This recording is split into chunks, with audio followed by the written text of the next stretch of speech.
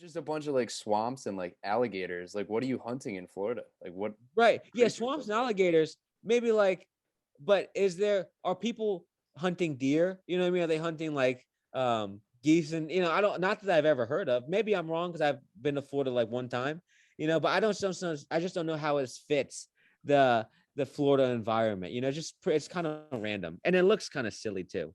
Yeah, I think the only thing they're hunting in Florida is an 8 ball of Coke. All right, what's up, everybody? This is the Six Balls, One Basket podcast. We're back again, and today we have something very special for everyone. We have a guest, our first guest. Well, Matt's brother jumped on briefly to talk about the Wizards, but that episode has been lost to history, and now we have our first real guest, our first guest with a title that's not just fifth grader.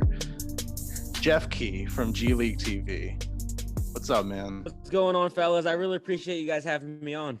We really appreciate you. Me and Bertolini personally have been a huge fan of the page. I looked back in our Instagram messages to July 22nd was the first day we found it. And I Oh, remember really? Okay. January 22nd. And I'll be honest, at first I was like, what the fuck is this? Like, who wants to see these kind of highlights? But then the more they started coming, the more I like found myself like fucking watching them and like making.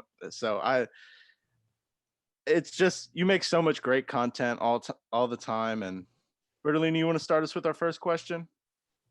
Yeah, so like what's your experience been up to this point, like working in basketball, like kind of give the people like your story and just like, where you've been, how you started out and just where you are now. Yeah, for sure. So, I started working in basketball in high school, actually. So in high school, I was a intern for the local minor league team in our area, and so being like 16 and loving basketball, that was the first job I ever had, and it was kind of like the perfect job. We had a couple guys on there that had played high level pro overseas, and they're from the area. They played for the local minor league team, and then we had a couple. Pretty much everyone played either like D1, D2. It was a really like high level brand of ball. And then being 16, I just loved like being around the players, being around like the staff and stuff like that. And it kind of got my juices flowing to want to continue working in basketball.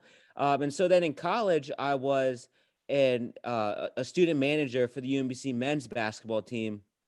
Then I was a grad assistant for the UMBC women's basketball team. And then in between that, I've had a bunch of other basketball jobs. I interned for the basketball tournament TBT since 2017. So from basically 2017 to 2020. And then I had my own TBT team called the Hilltop Dogs, and we played in TBT for 2 years. I was the GM and I was the coach. And we didn't do all that well, but it was still like an honor to be a part of that and to kind of form my own team and get guys together. And then maybe 4 months ago or so, I was hired as the assistant director of media and content for TBT. So we just finished the tournament. You guys have probably watched a bunch of it. A lot of G League guys that were playing in there. But I've been a G League fan since 2015. So like about 6 years going on now. 15 is when I started going to games and stuff like that and started really like started loving it and streaming all the games on YouTube. And it just kind of became like an addiction. Like I love the NBA. Don't get me wrong. I love the NBA, but the G League is like my baby. Like, I follow the G League and those guys much more closely than I'd ever follow like Giannis or LeBron or Harden or anything like that. And then I started the page because, on Instagram, there's a million basketball pages. Right? We see them every day. And I was always like, they always kind of filter the same content. If Dame Lillard hits a 35-footer, right, they're all going to post that. If Steph Curry hits a, 40-footer, goes off for 10 threes, they're all going to post that. But there's, hundreds of G League guys who are not only in the G League, but also in the NBA right now that might not be getting a lot of playing time, but still have a lot of skills, who really don't get any credit or get any recognition online. And so last year, around April, is when I started my G League TV page. And it was hard getting like the first 1,000. It took me a while to get that, but then, more and more players started following. And I was helped immensely by like LaMelo Ball shared my videos 3 times, and then Jason Tatum shared twice. Bradley Beal has shared a few times too. So whenever the big names like that share, it just brings so many more eyes to the players. And the reason why Bradley Beal and Tatum share is because I guess there's a few guys that are from the St. Louis area that they really support. And when they have a good game, there's no other real platforms that are posting those guys. And so, it's grown to about 41,000 so far in about a year and a couple months. And I'm just kind of just seeing where it's going to take me. My dream is one day to work in the G League, but in the meantime, I love covering it. I love interacting with the players and the people that work in there, and especially the fans. And so it's kind of been like my little project that I've been working on over the past year or so. Yeah, and like the growth with the page too is just like crazy. And also like your followers are like super active. So like I just think it's cool how you picked like something really niche like the G League, and like you just have a natural love for it in the first place, and like you just put a lot of effort into the account, and like you reap the benefits of that. So I appreciate that. Yeah, the thing about the fans is that, like I said, we have about 41,000 now. The fans that follow the page are typically like the really invested basketball fans, more than just like the average guys that are following maybe Bleacher Report or Sports Center. They're the guys that are like truly invested in even kind of the bench warmer players in the NBA, and then also the guys in the G League. And then even a lot of these guys follow players overseas too. I interact with quite a few of them, and they follow even like the CBA, or they might follow the EuroLeague too. Stuff you don't really see from average basketball fans. So it is like a smaller, maybe group of fans, not as mainstream, but definitely fans who are dedicated. Just speaking of the G League Instagram, I was just wondering, like, what got you in, like, why do you love content creation so much? And I think Owen was wondering, like, how do you make so much content and still stay motivated to do it? Because you're putting out so much content each and every day to that G League team, that G League account on Instagram. And I think we're just all like impressed at how like the quality of it doesn't suffer, but you're able to put out so much at like each and every day. Yeah, I appreciate it. That's one thing is like when I first started, I was probably putting out maybe like 3 or 4 videos a day. And then during the season, I was probably putting out maybe around 10, and in some cases, if a lot of people perform well in the G League, and then a lot of guys who are call ups perform well in the NBA, it could be, maybe up to 20 videos a day. But I love giving the guys exposure. I know the players, they appreciate it too, because a lot of times they just fly under the radar. Because if you really think about it, a 15-point game is a good game for a lot of these guys. If they score 15 in the NBA or 15 in the G League, and usually, unfortunately, those games kind of get, flown under the radar a little bit. And so it's good for them because 15 points is a good game. 10 rebounds is a good game. And so it just gives them the opportunity to be seen and stuff like that. And that's kind of like my motivation, is that I want these guys to continue being seen. I want them to continue getting called up and get opportunities too.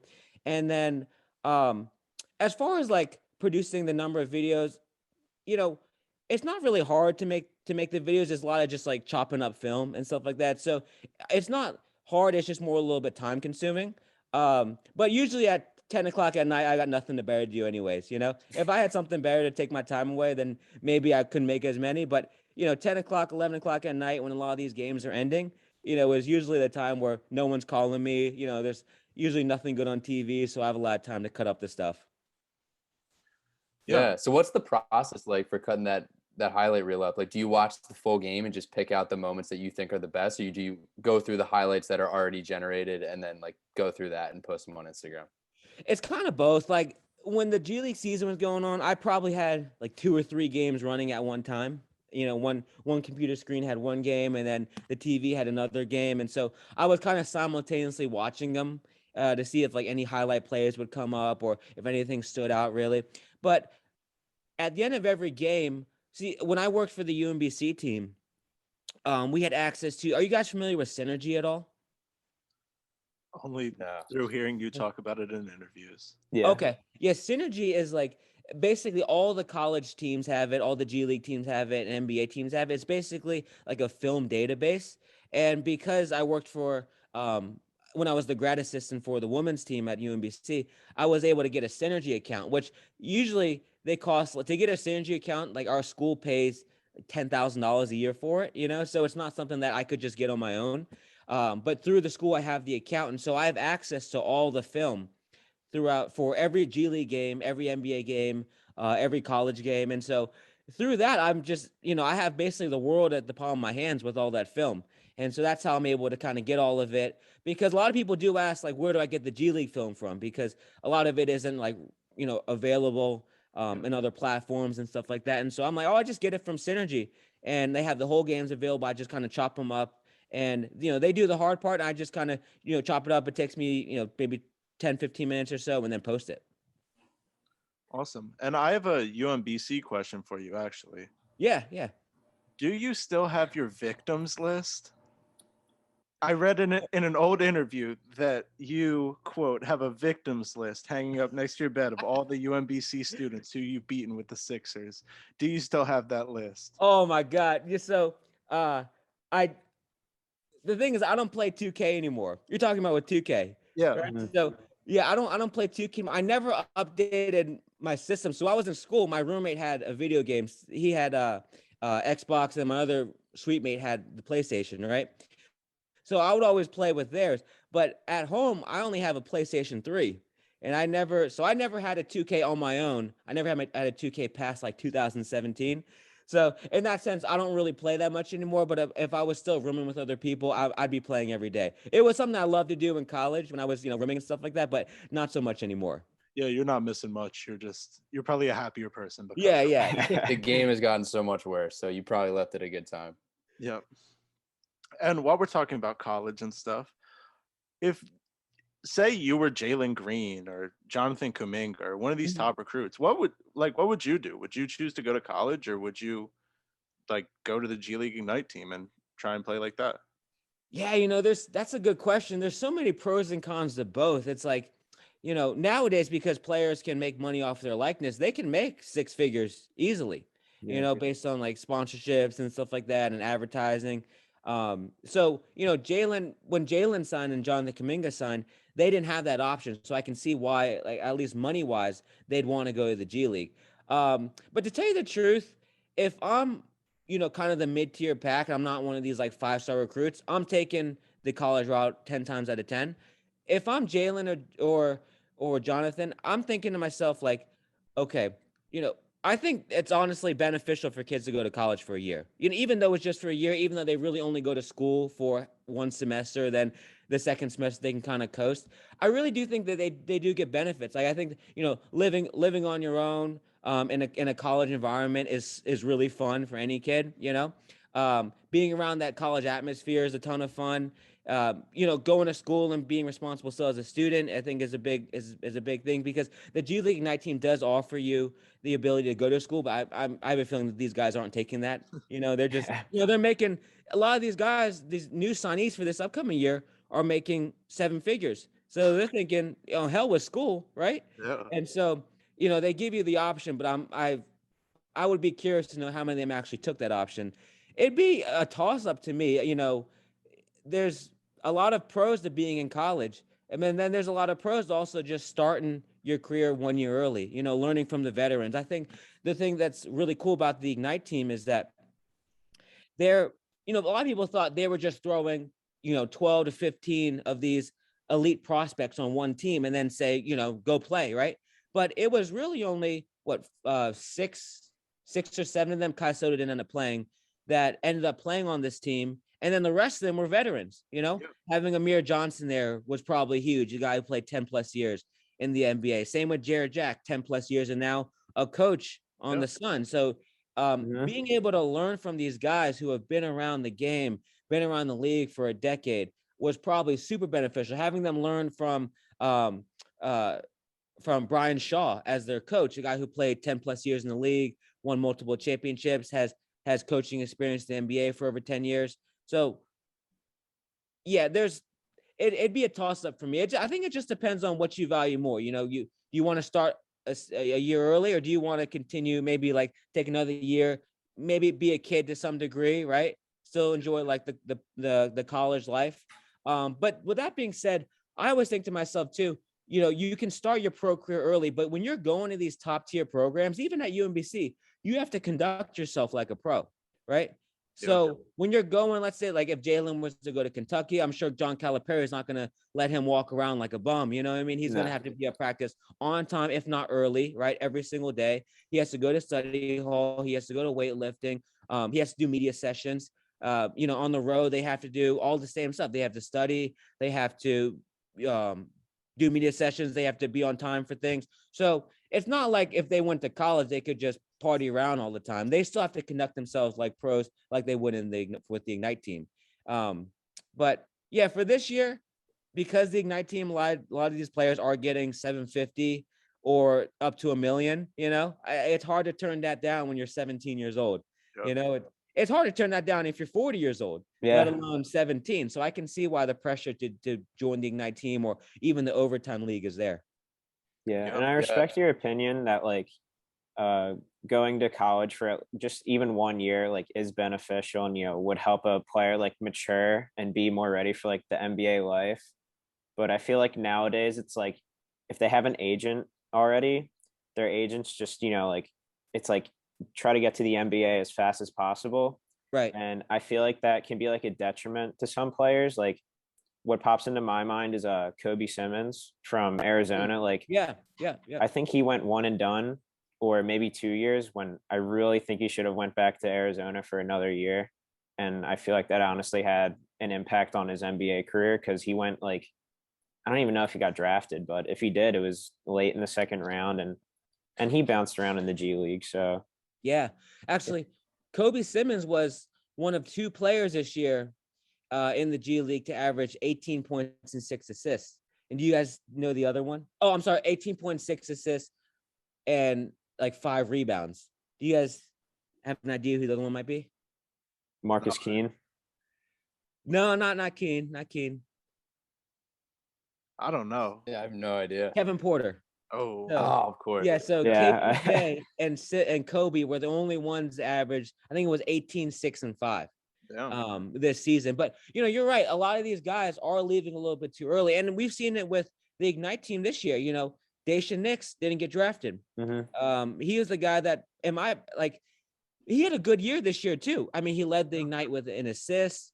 He averaged about 8, 5, and 5. Those are good numbers, coming off the bench. And so, I kind of coming off the bench and in a mixed starter role, but he doesn't get drafted. And now he's like, okay, he's on the Sixers Summer League team right now. He's probably going to end up being in the G League again next year, So yeah, he got his money for the time being, but would he have benefited from playing a year in college? And then if he wasn't ready, just staying in college for 1 more year, there's no harm in that, know? We saw what Johnny Juzang for UCLA had a great year this year and then decided he tested the draft orders. From what I heard is that he didn't have a great showing, and even though he had a great year at UCLA. And then even though he didn't have a great showing, he still had the frame of mind to be like, you know what, I can stay another year in college. And that's what he did. And so I think Daishen would have benefited from that. Isaiah Todd got picked up 31 overall by the Wizards. I think that's, even though he went second round, that's a good fit. And, it's a good that he went early second round. But another one that kind of flew under the radar is Principal Singh. If you guys have heard of him, he's the young Indian guy who played for the Ignite team this year. And he was coming into the Ignite team this year, hyped as like the best Indian prospect ever. Whether he deserved that, is to be seen, but he was projected as that and barely played for the Ignite team this year. I'm sure he's skilled. He doesn't speak any English. I'm sure that was hard too, but I'm sure he's super skilled. He didn't really get to show it this year. Wasn't even on draft radars, you know what I mean? And now he's playing in the summer league, but it's like, what is his future going to hold? Yeah, he got paid a lot of money for 1 year, but would he have been better off maybe going to college? You know what I mean? Or taking a different route or staying in India for a couple more years until he's more ready. And so you're right. There are definitely pros and cons. I think that if you're like Kuminga or if you're Jalen Green, of course you take, it's easy, no brainer. Like, okay, college, Ignite, either way, you're going to go to the NBA. But some of these other guys, it's a little bit less clear. And I think that's where, things get a little bit blurry. Yeah. I definitely agree. I think it's like interesting the timing of colleges, like one, letting you come back to school if you don't get drafted. Right. And then 2, making money off of your likeliness, like right as the G League Ignite like program was created. I just think the timing of that's interesting because it's, yeah, they're very contrasting. Yeah. It's like college basketball at this point kind of had no choice, but to go that route. And to tell you the truth, because I worked in college basketball, there's a lot of players that had this misconception that they were going to make all this money now, I mean, even players that I've worked with at UMBC or players that I know from other colleges, we're posting about how like this is a breakthrough. It is breakthrough for the 1% of athletes, but Yep. if you're, kind of the mid tier, not many people are going to be making money off of your image, right? Or try to like advertise with you unless you're like these top tier kind of guy, like the Greens, like the Kamingas, maybe like Isaiah Todd if he went to Michigan, but yeah, I think the NCAA had no choice but to kind of make this rule where they say, okay, we're not going to pay you, but we'll allow you to get paid in other ways, right? And so that was kind of the best thing the NCAA could do, and it kind of forces maybe the G League Ignite, because the G League Ignite had so much leverage, right? Saying, hey, listen, they're not going to give you a dime. We'll give you 6 figures, 7 figures, right? So now these top tier athletes can get 6 or 7 figures in college. And so it's even the playing field a little bit. But at one point, the Ignite, the Overtime League, they had such an advantage over these college programs because they could actually offer you a little bag. Yeah, absolutely. Yeah. And just on that note, speaking of like these players from the G League that had like this star potential, like Jalen Green, Kuminga, is there something that you see in all these G League guys, say like Christian Wood, who really makes it big in the league after coming up? Is there something that they all have in common? Like, is there this just one thing that helps them stand out from like the rest of the crowd that allows them to make that leap? Or like, can you tell when you first see them in the G League, like that they're going to be a star? It's hard to say because, like Christian Wood played 4 years in the G League and didn't really blossom. I mean, he was with the 87ers, he was with Wisconsin Herd, he was with the Greensboro Swarm, and it was crazy to me. Like I would watch because on my Instagram page, I actually have a picture of Christian Wood and I after one of his G League games when he was playing for the Greens, he was playing for the Delaware 87ers, who are now the Blue Coats. But I used to, when he was with the 87ers, I used to watch his game all the time, and he was floating back and forth with the Sixers and the 87ers. And I was always like, my God, how is this guy not in the league? At the time, though, he was very skinny, and he's still skinny, but he was very, very skinny back then, and his body wasn't as defined. His jumper wasn't as defined either. He maybe had range up until like the 15-foot range, 18-foot range, but not really anything like outside that was stretched out to the 3. But I was like, how is this guy not in the league? So it kind of takes these guys, even confidence-wise, a few years before they really get going in the league. They really come into their own, because by the end of Christian Wood's G League career, he was putting up like 30 and 15. Mm-hmm. I mean, really, actually, like if you look at his Wisconsin Herd stats, it was probably, I think it was 29 and 14 actually. So it's yeah, so it takes them a while to really come into their own. And a lot of times, like you said before, when these guys are one and done, like with Kobe Simmons, Kobe Simmons, it's crazy. Like to me, just yesterday, he was a McDonald's All-American, just yesterday he was at Arizona. It's crazy to think that it's been 3 or 4 years since then. I mean, I think it's been 3 years since then, right? So when Kobe's coming into the G League as a rookie, he's probably like 19 years old, 20 years old. So, a lot of these players don't really develop their games fully until maybe 25. They don't develop their bodies until maybe 25. So it just takes them a few years just trying to kind of get into their own. Mm-hmm. Yeah, and I feel like the G League can kind of act as like something that keeps them from being like labeled like a bust. Say if like Kobe Simmons went in the top 20 and he was the same quality player like then, like as he is now, like it's just like his story is completely different because of the choice he made. Yeah. Well, Kobe wasn't drafted. Yeah. So Kobe wasn't drafted, but it's hard. Kobe, in my opinion, deserved a call up this year. This team wasn't very good. The Swarm, they weren't very good this year at all. And it's kind of hard because Kobe is kind of a ball dominant point guard. It's kind of hard. Like most teams already have their ball dominant point guards. So for them to call up another one that's going to come off the bench, it's like, a lot of times they're looking for these specialty players, these NBA teams like an Armani Brooks, who can come in and just shoot threes. Doesn't have to take any dribbles, just like a Klay Thompson, right? Just catch and shoot, come off for screens, catch and shoot. And so, I think Kobe deserves to be in the NBA. And he certainly put up the numbers this year to be in the NBA. But yeah, he should have definitely stayed one more year in college for sure. So like what you're saying is like NBA teams, they're more looking for like someone to fill a gap or someone to like play a defined role more than just like Absolutely. talent Absolutely. itself. Yeah. Yeah, because you see it, we'll see it every year where, the leading scorer in the G League, or the top, maybe 3 or 4 leading scorers in the G League, they'll get called up, but they won't do anything, Mhm. And it's maybe the guys that are putting up 13 points a game, 14, 15 points a game in the G League. Maybe the guys are averaging like 10 rebounds in the G League that will get called up and will get significant playing time in the NBA, guys who can just come in for 10, 15 minutes and can shoot 3 or 4 times, make 2 of them, guys that don't need the ball every single possession, because like I said, most teams have a guy that is already going to take 18 shots. So they don't need a guy from the G League to do the same thing. That's why Caruso fits so well with the Lakers. It's like, he never needs the ball. You know what I mean? Like, when you pass him in the corner, he'll make the 3. He'll strap up every single time on defense, even if he doesn't get any shots at all. Right. So guys like him fit perfectly within that mold. And also, story about Caruso was that when he was a rookie playing for the OKC Blue, Sam Presti had a meeting with all the players on the OKC Blue, and Caruso asked him, like, what are you looking for in a call up? And then he said almost the same exact thing. He said, we're looking for guys that can come in and fill voids where we need it, because at the time, did they have Durant at the time? They might have.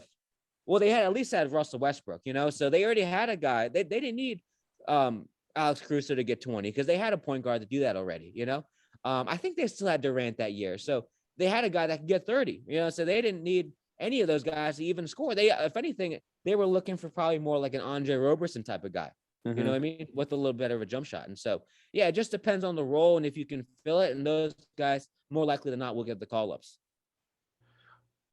What's your best, and more importantly, what's your worst experience meeting an NBA or G League player? Oh, that's a great question. So my best experience meeting a player was, well, first off, I love the picture I have of myself and Christian Wood at one of his G League games is like my favorite picture of all time, because at the time I was like, Christian was in and out of the league. No one in the league really knew his name, right? And this year he was hurt a lot of the year, but he did average 20, right? Almost 20 and 10. And him moving forward with Jalen and Kevin Porter is going to be so fun to watch over the next few years. So and he was always super nice too. I met him on a couple occasions. But my favorite experience meeting a G League player was actually the one time I met Antoine Walker in Chicago. So this was in 2019 and TBT. Swear to God, this happened. So this was after a game. So the games usually end at like 11 o'clock or so, and we're in Chicago it was the final 8 teams were in Chicago, and Chicago is beautiful. There's stuff all around. Yeah, I know we hear about like crime and everything like that. It at least wasn't the part I was in. Nightlife was great. People walking around till 2 o'clock in the morning. And so I'm walking around after the game looking for a place to eat. Right. And so I run into this guy named Mo Charlo, who now plays in the Big Three, played in TBT for a few years, won a championship in TBT, and then also was a G League All-Star back in the day. And so Mo and I was like, yo, Mo, where you going? He goes, I'm looking for a place to eat. I said, great, I'm looking for a place to eat too. So he and I are walking around Chicago. And great, it's like 11:30 at night. And so we're walking around and we pass by this bar, right? Or like a club area. And there's this, I mean, not to be disrespectful, but there's this woolly mammoth sized man, right? Who's turned around, and Mo goes, hey, yo, Antoine. And he turns around and it's Antoine Walker, right? Antoine Walker was a G Leaguer. He played for Idaho Stampede for 2 years, right? So it's 11:30 at night. I'm walking around with, Mo Charlie, who's a former G League All-Star, and we just randomly run into Antoine Walker. And he and Antoine are talking, and then for whatever reason, Antoine puts his arm around me, and he is huge. Not only is he 6'9", but he's got to be like 350 now, Yeah. he got a little big after he retired and stuff like that. But it was crazy because he was like, what y'all doing? He was, we're going to go look for a place to eat. He goes, I got a place, because Antoine Walker's from Chicago. He goes, the best burger place is 3 blocks down there. I forgot what it was called. And then he goes, go there and tell him Antoine sent you. So we go to the burger place, and it was just, long story short, it was just cool as hell. Just randomly one night, running into Antoine Walker. And I was like, to Mo, I was like, how do you know him? He goes, oh, we play in the G League together. I was like, that's crazy. And so that was like the coolest. I guess Antoine Walker is not considered a G League player because he was still like an NBA All-Star, but he did play 2 years in the G League D League back after he retired and was, trying to make a little bit of money and stuff like that. As far as like worst experience, I actually don't have a worst experience. My years working in TBT and then going to G League games since 2015, like I really don't have like any negative experience. Usually everyone's been really nice, and the players at the G League level are more likely to talk to you and give you the time of day because they're, no one really is asking for their autograph after games or asking for pictures after games. So it's like, they kind of walk out and they're just chilling. They're not bombarded by people and people that want their jerseys or want their shoes or anything like that. They're just coming out of the locker room and they're going to the bus, like normal people, like you and I would go to, And so, but that's one reason why I fell in love with the G League too, is because when you go to the games, especially when I first started, was like you could just stand right outside the locker room and security wouldn't tell you to leave, right? So I would do that all the time. I mean, I have pictures like one time I went to go see the Maine Red Claws play, and I stood outside and outside the locker room, and I waited for Anthony Bennett to get outside the locker room, and I took a picture of Anthony Bennett. The Raptors on 05, the year they won the championship, I was at their game, and then I stood like 5 feet outside the locker room and waited for Jerry Stackhouse to get out. He was the coach at the time. So like that's what made me fall in love with the G League, was that, the NBA, it's like you can't even get close to a player. But in the G League, you can stand right next to them and security's not telling you to shoo away or anything like that. And I have a quick Red Claws question since you brought them up. Yeah. Do you think it's dumb that they changed their name? They changed their name to the Maine Celtics. Yeah, I think it's dumb. I don't like it. The Red Claws is such a cool name. There's no Red Claws in any other sport. I know the Red Claws it's so unique. I actually don't like it when these teams now are just calling their G League team by the NBA affiliate's name, right? So like the South Bay Lakers used to be the Los Angeles Defenders, right? And then now the South Bay Lakers, okay. And then you have the Maine Celtics now. It's like, okay, right? I like it when they have these unique names. I think that's what makes the G League unique. Mm-hmm. I know we're going to talk about the jerseys in a little bit, but it's like the jerseys, the names are kind of weird. Like, like the Wizards G League team is the Capital City Go-Go, right? And if you first hear it, you're like, what kind of name is that? But after a while, it kind of grows on you, you know? And I wish they kept it the Red Claws. I thought it was unique. I love the logo. And, from Maine, it represents the state that they're in, I wish they would have kept it. It's the logo is still a lobster. It's just it is the lobster, but it's green. Yeah, what kind of lobster is fucking green? That's I do no idea. But that's the thing, is like, why keep the lobster if you're on the Maine Celtics? Yeah. I don't understand. Poor Irish people are crabby, maybe. Yeah. I don't know, man. I don't know. They should have just kept it. If you're gonna keep the lobster, keep the name, and keep it red. I don't get it. I'm with you. That is one of the things that I really like about the G League. It's like when you tell stories about like the access that you have to like the players and like the coaches and stuff, and like that is non-existent in the NBA. Like right in the interview you did with Gen Z Hoops last week, you told the story how like when you would go to a G League game, you would buy like the cheapest ticket possible and then just walk down to like the second row. So you would just basically sit courtside. Like that's awesome. Yeah. In every game, I still do it to this day. I know we didn't have a season this year, but because I'm split, I live in Maryland. So I'm split between the Capital City Go-Go, which are like 30 minutes away, and then the Delaware Bluecoats, who are about an hour away. Right. So I go to both. It just depends on which game I think is better. But I'm always at both arenas, and I just buy the $10 ticket, or sometimes, if it's student, you can get it for like $5, something like that. Just buy the cheapest ticket, and then no one makes you sit in your seat ever.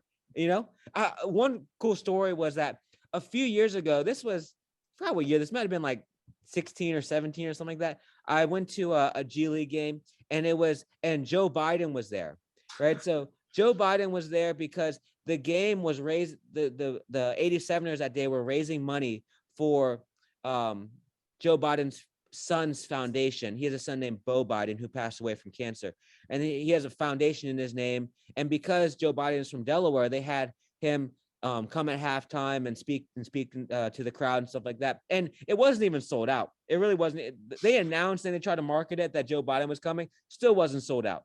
But literally during halftime, after he made his speech, I literally just walked over to the area that Joe Biden was gonna like walk through, right? And I was like, "Hey, Mr. Vice President, I take a picture," and no one stopped me from just like taking a picture with the vice president. No security was like, "You can't come down here." You know, there were other people trying to get a picture and stuff like that, but it wasn't like a trillion of them, so it was really easy to snap a pic with the vice president, you know, and that stuff like that is what makes the G League special. A few years ago, Elton Brand, before he became the GM for the Sixers, was the GM of the 87ers, right? And so I used to see him at games all the time. Yeah, it's just a really cool environment. Nate Robinson, when Nate Robinson played for the 87ers, you literally could just walk up to Nate Robinson after the game, you know? Whereas at an NBA game, you couldn't even touch Nate Robinson. You couldn't even come within 100 feet of Nate Robinson, you know? Without someone saying, "Hey, stop that. Why are you here? Where's your ticket?" Right? So it's just, you guys should go to a game. It's a really cool environment. Very, very family friendly. On Saturdays, I know a lot of teams have this one. Every Saturday, the whole team will sign autographs. So they'll set up tables on their court, and then every player will line up, and you can get them to sign stuff. So they do that to draw people in. It's gotten more people over the last few years and stuff like, really like player friendly, fan friendly environment. Yeah, maybe we can link up and go to a Delaware Bluecoats game one day. Oh, I'd love to. Yeah, I feel like the G League does like so many things right to try to attract fans, and like they haven't been able to like sell out stadiums, up to this point. But I feel like that time might be coming because they've just like done so many things right, and they've just been like, I just think they're going in the right direction. And I think G League TV has a lot to do with it too. You're giving a lot of exposure to the whole league and like all those guys, and like just like so douchebags on Instagram can scroll by and see like G League highlights. That gets people excited. Yeah, I appreciate that, Owen. Yeah, I like, that's my goal, is to just expand as much as possible. So we're at 41 now, and my hope is like, by the time next season starts and then we finish next season, I might have close to, because I have 41 in about a year and a couple months, but that was with a 15 game, 4-week long G League season. Yeah. We have a whole G League season next year. I'm hoping that maybe I can be pushing like 80K, 90K by the time we get to, end next season and stuff like that. So yeah, the more it grows, the better it is for the players, hopefully the league too, in terms of its exposure. And then, my goal is to ultimately work in the G League as well. I said that before. And so hopefully, the more the page grows, the more legitimacy I'll have when, going to interviews and things of that nature. Yeah. Yeah. The page is definitely on the right track, and I'm excited to see how far you can take it. But I appreciate that. Yeah. Like, what was like, if you can remember the details, what was like the craziest G League game you've ever been to, or, something that was like very memorable, just like one moment in the game, or, something of that nature? Probably the coolest G League game I went to was, well, there's two of them. I don't know if you guys have ever seen the clip, but it was one of Nate Robinson's first games with the 87ers, and they were playing the Raptors on 05, and he was Nate went through Walter Tavares's legs. Have you guys 7-3 Walter Tavares? Yeah. So he like crawls in between his legs, then goes in the hoop and gets fouled. And if you watch the video, I'm sitting in like the second row. You might be able to see me somewhere, but I was sitting like the second row, and it was unbelievable to watch in person. But then to watch it back, through on video is even cooler. But I went to a G League game. This was in 2019, and it was the Capital City Go-Go playing the Greensboro Swarm. And Dionte Gray in that game, I think he went off for like 45 points, And at the time, he had just come off a great year at Kansas, but he wasn't getting like any run on the Hornets. And I was like, this guy is a legitimate NBA scorer. He didn't have a good year this year, but his sophomore year last year was, averaged 17 points a game. should have really actually been in more consideration for most improved player. He wasn't even a finalist, which was crazy. Yeah. But I was like, my God, he was just, Capital City was throwing double teams. They were hard hedging. Like, it was unbelievable. He was just chopping up their defenses left and right. And I was like, this guy can really, and Capital City at the time had NBA players on their team. Like they had guys who were on two-way deals, guys who had kind of been sent down that were legitimate, could be seen as one day being rotational players. And he was just going ham on them. And I was like, this guy is actually an NBA stud, and but so those were kind of like some of the two cooler ones. You're always going to get a good experience at a G League game. That's the thing, is that there's not going to be that many fans there, but the quality of basketball is good, and they're always going to play 120% because all these guys are looking to get called up. You like, and in the NBA, we see it all the time. These guys are slacking on defense. They maybe not boxing out as hard as they can. In the G League, you see the opposite. These guys are like fighting for 2 or 3 positions in the NBA, and they will do anything to get there. Yeah, man, you're getting me excited for the season to start. Yeah, me too, man. I'm trying to think of any other cool stories that I have. Well, this goes back to kind of the G League's popularity. So what usually happens is that there's no need to buy a ticket in advance, usually, right? Because they're usually not even anywhere close to being sold out. So 2 years ago, when Taco Fall and Tremont Waters were playing for the Maine Red Claws, it was that we had a UMBC game first. So we had a game, and then I was like, okay, after the game's over, I'm going to drive up to Delaware, which is only like 45 minutes. I'll drive to Delaware. I'm going to watch Taco Fall play against the Delaware Bluecoats. And I get to the game, and I'm like, yeah, I'd like to buy 2 tickets, one for me and one for my brother, and usually $10. And they're like, we're sold out. And I'm like, no way. They're like, yeah, we sold out this game. It was the first time I'd ever heard of a G League game or seeing a G League game even come remotely close to selling out. But that was because of Taco and what he brought to the G League, So I couldn't imagine, like, this year, Kevin Porter definitely would have sold out an arena, maybe Jalen Green and Kuminga would have sold out an arena too.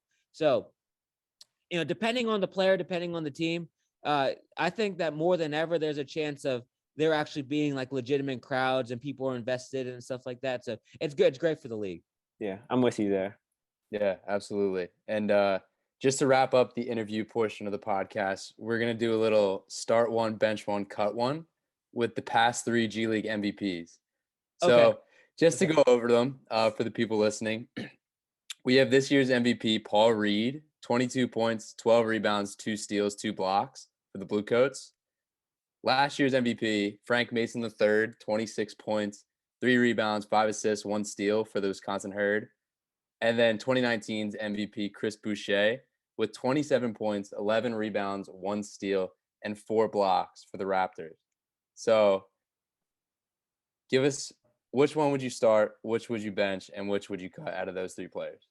Oh, this is hard because I love all 3. I would definitely have to start Chris because, Chris was just unbelievable in the G League. And that year that he won MVP, he was getting like 26 points, 13 rebounds, and like almost 5 blocks a game. Like, I think you said like 4.5 or something like that, Yeah. This guy was just, on multiple occasions, he was flirting with triple doubles with 8 or 9 blocks. It was insane to watch. And then we've also seen, him develop the last few years. He didn't really play on the 2019 Raptors team that won the chip, but this year he was, 13 points a game. And then there was a stretch in there where he was getting like 18 points. And he was playing maybe like 33 minutes a game or so. And that lasted 6 or 7 games, but he showed that he's capable of putting up big numbers when given the opportunity, Yeah, he was super solid this year. He put up really solid. He dropped like 30 against the Sixers. Yep. And so I'd have to start Chris. It's Paul Reed is young, right? Mm-hmm. So it's like if I like, and he was unbelievable this year in the G League. And Frank Mason, is this more like if I'm starting my own team? Yeah, because they play different positions. So yeah, right. If I'm starting my own team, okay, I'm gonna bench Paul Reed because I think that even though he's super young, his potential is really high. on both ends of the floor. Mm-hmm. And unfortunately, I'd have to cut Frank Mason, but that's no detriment to Frank Mason. He was injured this year, because he was called up by the Orlando Magic. Then he got hurt, and then he was cut shortly after. And, Frank's a great talent. But it's hard for these small guards to like kind of stick in the league, and he's not like a super athletic guy. And it's, he kind of he struggles against longer point guards. And so if I had to cut one player, it would be Frank. But I love Frank, and he was unbelievable these 2 years ago when he was with the Wisconsin Herd. So that's no detriment to him. That's just like because it's like I can't cut Chris. He's definitely a starter. I think he has starter ability in the league. And then Paul Reed, he's only 22 years old, and he has a chance of maybe not on the Sixers, but one day being a good rotational piece in the NBA. And so I have to go with that. Yeah, I mean, Frank's one of those guys that's just been back and forth from the G League to the NBA his entire career. Like he needs, I'm really rooting for him to just find that one team and that one role that he really excels in. Yeah, it's kind of the same with like Tyler Ulis, Now they have different builds. Frank Mason's a little taller. He's also much bulkier. And then, Tyler Ulis is probably like 5'8", and he can't weigh more than like $175, But it's always hard for these small guards to kind of down, even though they've made impacts in the league in small dosages. A lot of teams aren't willing to take chances on them, and it's like, are they willing to be like the 13th, 14th guy on the bench? A lot of times, probably for the contracts, but it's a shame because if these guys were a little bit taller, they'd have a much bigger impact. Yeah, and like Tyler Ulis came into the league on fire too, but he did. It's just a shame that he hasn't been able to like stay on an NBA team up to this point, but he's still young, so. Yeah. He played really well his rookie year with the Suns. He averaged like 7-4, 7-5 or something like that, So he can certainly play. He didn't play this past year. And so that's another thing is like you get guys that haven't played in like a year. So like Frank Mason hasn't played in a year. Tyler Ulis hasn't played in a year, and it's all of a sudden it's like a lot of people, unfortunately, you get their, they're like, oh, he might be damaged goods, right? Even though that's not the case, you kind of earn that reputation a little bit, whether it's fair or not. Yeah, and then you have like a whole new crop of players coming in right now. So it's it's really an uphill battle for those kind of guys. And we're moving on to the exciting part of the podcast. Well, that was very exciting. I very much enjoyed that, honestly. Yeah, that was awesome. Yeah. But we're moving on to the G League jersey tier list. And as you may or may not know, the G League tries a lot of shit with their jerseys. Some of them don't work out well at all. Some of them look awesome, and they all look like minor league jerseys, which is what they are. So before we go into the actual tier list itself, I'm going to share my screen, and we're going to just go through the PowerPoint. We prepared slides so we can just all look at them, get our thoughts off, and then we'll move to the actual tier list. All right, so we're starting with the 87ers, the pink Power Ranger jerseys. I mean, these are fucking ridiculous. And also, Jeff, for the tier list, we're rating them on silliness, not really like how much we'd actually wear them, like just how ridiculous they are. Okay. And yeah, I just think these are ridiculous. I can't believe they're actually real. Like this looks like something someone would have made in 2K. I do kind of like the color though. Like you don't really see many jerseys with that hot pink color. Yeah, not to spoil anything, but these might be my favorite out of the entire group of jerseys we have. I just think Nate Robinson rocks it so well. I like these jerseys. The color does look okay, but the Pink Ranger was a woman. I really wish they kind of would have made it just red or even like the blue, right? They could have made it a more masculine Power Ranger. They could have went Green Ranger. That would have been. They could have gone Green Ranger. Yeah, I don't know why they necessarily made it pink. I mean, it does look okay, right? Yeah. I often think to myself, and I know we're going to get into some of like the crazier ones, is like if I'm a pro player and I played in the league and I played high major college basketball, I'm thinking to myself, what the hell am I doing wearing some of these? This is not even close to some of the crazier ones we've seen in the G League. But I think it's cool. I think the concept is cool. Different color would have kind of made it a little more doper as far as like if it was, because they're men, right? Yeah. If it was a WNBA, I can see the pink or the yellow, or whatever. But for the men, make it red, blue, or green or something like that. Yeah, I can agree with that. Mm-hmm. Something about the font though just grabs me. As a kid who loved Power Rangers, just seeing the logo and that font is fucking awesome to me. Yeah. And speaking of high-level players that shouldn't be in these jerseys. Here's a Mecca in the Delaware Blue Coats jersey. There's so much pain behind that smile. Yeah, no. Emeka Okafor, this is back to what I was saying. He had to have been thinking to himself, "What the hell has my career gone to?" You know? Like And how the fuck did I get here to where I'm putting on SpongeBob? exactly. And if I'm the Delaware Blue Coat organization, I'm thinking to myself like, okay, the concept looks cool, right? But you got to think to yourself like, we also want our product to be a serious basketball product. You know, we want it to stand out, but at the same time, we want to make it so these players are actually seen as legitimate. This is seen as like a legitimate basketball league, a legitimate talent and stuff like that. I don't know if you guys had this on your list, but the Fort Wayne Mad Ants had another SpongeBob jersey, which I thought was.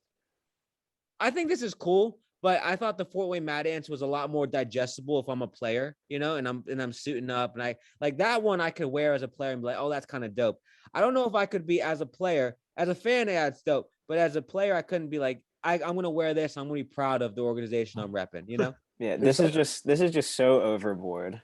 Yeah, And there's just like something so funny about a 7-foot man wearing SpongeBob SquarePants jersey. I know. It's essentially a cosplay. Well, you know, the jersey itself is cool. If they went with that jersey and maybe a different pair of shorts, the fact that they went with the actual SpongeBob shorts with the tie and his, you know, burgundy pants, it's like, dude, you know what I mean? Like just the top. Look at the top. They went with the top and then they made the shorts the same thing or maybe changed up just a tad bit. I'd be like, all right, that's kind of dope. But with the shorts, man, the shorts is what really throws it off. Yeah. I'm completely with you. And it's just like, how do you even match with these? Like, what shoes do you wear to match with this jersey?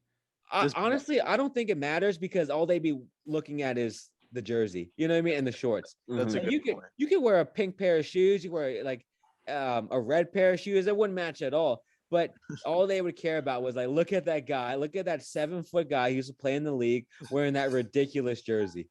Yeah. And we're staying with the 87ers. We're moving on to the R2D2 jerseys.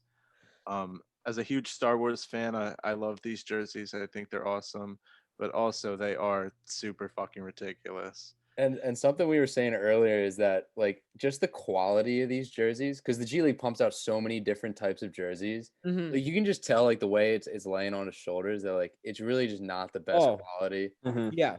Yeah, it's pretty poorly designed. Like just like with the placement of everything, like why is the last name at the very bottom on the back? Like if he's tucking in his jersey, you might not even be able to see like his name. Right. And there is a ton of space on the top of the jersey to put the name. Yeah. Right? Exactly. Yeah. And if anything, at the bottom, it's more cluttered because on the left, they have that little like pancake looking thing. And then on the right, they have the little vent looking thing. Right. Yeah. So why would you cram the last name back down there? Right. And so I have a lot of problems with this jersey. I think the concept of it is cool. Why couldn't they get, you're right, the shoulders? Why couldn't they make it look like any other jersey, like the SpongeBob jersey or the 80 or the Power Rangers jersey, right? Why couldn't the cut be the same way? It almost looks like the cut a little bit in Michael's jersey, right? Michael is like a Sixers jersey right there, where the shoulders are really big, you know? Yeah. I like the jersey though, Michael. I'm not saying anything bad about the jersey. No, I know. Yeah, I got you. It's like it's too wide to be that you usually don't see them playing with as wide as shoulders. Mm-hmm. And then why is the jersey so detail heavy, but the shorts have nothing on it? Yeah. You know? Yeah. Like they're just plain white. Yeah, just plain white. Why can't we get a little design top and bottom on the jersey? Like it almost like they had the jersey made that they went to Marshall's and got a plain pair of white basketball shorts. Yeah. You know? And then another thing is, why is the logo so high, the G League logo or D League back then so high up? It's like on his neck. Yeah. It's on his neck. Like, dude, move that 5 inches down. Good that's Dionte. Yeah, from Temple, yeah. Yeah. I just want to know, like, do you think like interns make these, like, or like do they hire full-time graphic artists to put these together? Yeah, I think they got full-time guys doing it. I mean, I think back then, I don't know what the approval process was like back then, but I'm sure it's a lot more rigid now, where it probably has to go through a few more people before they get the final okay, because I mean, you and none of us are like even like graphic designers or anything like that, right? And we're just looking at this and we can see that there's obvious flaws in it. I like the top. I just don't like the same thing with the SpongeBob. I like the top. It's just that the bottom is this one. It's so plain. The other one, it was so, it's so out there, right? They just, they need to work on the bottom of I think they spend so much time on the actual jersey that they don't focus as much on the shorts. Yeah, I'm with you. And for the next one, we have the Lakeland Magic, the Teenage Mutant Ninja Turtles jerseys. I'm a huge fan of these. I mean, you can't see the shorts. They don't really match like you'd want them to. I've seen the full body picture, but I like the idea. I think this is good. I wish the shorts were better, but I wish that they had different jerseys though. I don't know how you do that, but someone should be fucking Michelangelo. Everyone can't be Leonardo. Is there like a shell on the back of the jerseys? I don't know. I think it's supposed to look that way. Yeah. Yeah. To tell you the truth, this jersey actually is okay. But I kind of would have liked it better if they had like, I don't know how they would do this necessarily, but if they had pictures of the actual Ninja Turtles on there, Yeah, because maybe in that black space on the side. Maybe on the side, but I would just like to see like the Ninja Turtle faces on there somewhere or something like that. I know it's supposed to be like him taking on like wearing the Ninja Turtles outfit or uniform, right? But it goes to back what I was saying before. Like, I can't imagine being a former NBA guy and wearing some of these jerseys, but this one's okay. This one, the Lakeland Magic did all right with this one. I'd be honored to put this one on. Yeah, this one's okay. This one's okay. Yeah. The next one, we got another classic, the Fort Wayne Mad Ants, the Chucky Finster outfit. I think this one's awesome again. I think this is the best shorts we've seen so far. The Chucky shorts from Rugrats. And it's just a cool color combo. You can match with it. The guy in the picture is matching beautifully with it. Those black shoes with the pink accents match the pink accents on the jersey. It's just the thing with this jersey, and the guy in the picture is actually Walt Lemon, who was at one point one of the best point guards in the G League. And I just saw him 2 days ago because he played in TBT, and his Team 23, made the championship game. And unfortunately lost, but he had a great tournament. He's still, unbelievably good. But the thing about this jersey is that I love Rugrats and stuff like that, but I can't, maybe even same with the Ninja Turtle ones. It's like, I can't look at this picture and automatically tell it's Rugrats, I can be like, okay, it looks like the Rugrats theme with the colors and stuff like that. But to me, there needs to be a little bit more detail showing that it's actually the Rugrats. I would love to see, like, instead of, I know it might look ridiculous, but instead of like the moon or whatever that is, have like Chucky's face with his hair, because he had like the orange hair that was flopping everywhere, Yeah, something that's more like recognizable. Yeah, exactly. Yeah. I also think some Reptar jerseys would be Yeah. dope. Oh, that would be kind of cool. I think that would have been the way to go if you're gonna do Rugrats. But I'm not mad at this one. I think it works. This one's okay. Back to what I was saying about the Mad Ants having the SpongeBob one, is that they actually had the SpongeBob characters on the jersey, so you could see SpongeBob. You could see what's his name, Patrick, right? You could see Mr. Krabs on there, right? Yeah. You know what I'm saying? So it actually looked kind of cool. You guys should Google it. You could see the guys on there, and to me, it looked kind of cool. Whereas like a lot of these other G League jerseys, they have the players like, they're basically saying, okay, you're a Ninja Turtle for the day. This is the Ninja Turtle outfit. You're SpongeBob for the day. This is what SpongeBob would wear. Instead of having just like a SpongeBob jersey with SpongeBob on it. You know what I mean? Yeah. Yeah, it's more of like a Halloween costume than anything else. Yeah, it's more like a Halloween costume. Exactly. Here's another classic, the Fort Wayne Mad Ants, the Grateful Dead jerseys. I think these are one of the best ones. I think this is an instant A or S tier. It's so weird. You wouldn't expect it. It shows love to Jerry Garcia and the Grateful Dead, and it's just fucking cool. It's unique. Yeah. It catches the eye. It is unique. To tell you the truth, I didn't actually know what it was before they wore it. So I remember when I was watching the game, or when that game took place, I was watching and I was like, is that for I thought it was for the children's hospital when I first saw it. Doesn't it give off like children's hospital type of vibes? Yeah, it took me a second too to realize what it was. So Yeah. And I'm not even really all that familiar with the Grateful Dead. So I knew it was the Grateful Dead, but I didn't know exactly how it correlated back to it. So I always kind of just refer to this one as like the children's hospital jerseys. Yeah, my parents were hippies, so I know all about yeah. the Grateful Dead. Next, here's Oh the yeah, one there we There we go. go. There we go. about. You can see Bikini Bottom on the shorts. SpongeBob and Patrick are there. Yeah. And this is just a great jersey. You want to talk more about it, Jeff? Yeah, this is the one I love because, like you said, it wasn't having the players in a Halloween costume, right? It's just the jersey. It's like almost wearing like a graphic tee. You know, you wear the graphic tee with like the cool print on it, you know, but you're not wearing. You ever seen those shirts that people wear? Like it's a shirt, but it looks like a tuxedo, so it makes it look like you're wearing. Like I hate those. I always hated those. I'm like, oh yeah, I'm I don't with know, you, man. but the SpongeBob jersey and the Ninja Turtle jersey remind me of that shirt, right? This is just cool. I think like the colorway is cool. Having SpongeBob and Patrick on it is kind of funny, and having the bikini bottom shorts. See, it's a great mixture of like top and bottom. You know, the top is cool, but the bottom also matches the coolness. Whereas like with the 87ers, with the R2D2 uniforms, it's top heavy, nothing on the bottom, right? It's maybe not as top heavy as the SpongeBob, but very bottom heavy. You know, this is like an equal balance of both. Yeah, I was just gonna say it's like super balanced from like jersey to shorts, but like also I was gonna say like it looks very authentic to like SpongeBob, like you know, the characters and like all the other like art like props in there are, like drawn really well, and it like kind of looks like a scene from SpongeBob, so I can really appreciate that. It's like it looks like it took a lot of effort. Exactly. I can't imagine like be trash talking wearing that SpongeBob, not this one, but the 87ers one, you know? Like, can you imagine getting into a little scuffle with somebody? You know, all they got to say is, look at your damn jersey. You know, look what you're wearing, right? Yeah. It's like you automatically lose that.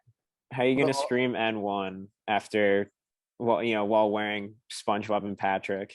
Yeah, I think on the other end though, if you were to drop like 50 that night in the SpongeBob jerseys, I think that would just be such a big flex. Yeah. Oh, it would be. It would be. Actually, I posted a couple months ago a picture because Alize Johnson at the time was on the Fort Wayne Mad Ants, and I was like, just 2 years ago, Alize Johnson was rocking SpongeBob unis. Now he's getting 2020s in the NBA. You know? Yeah. So, but you know, there was a great picture of him at the free throw line wearing the same jersey.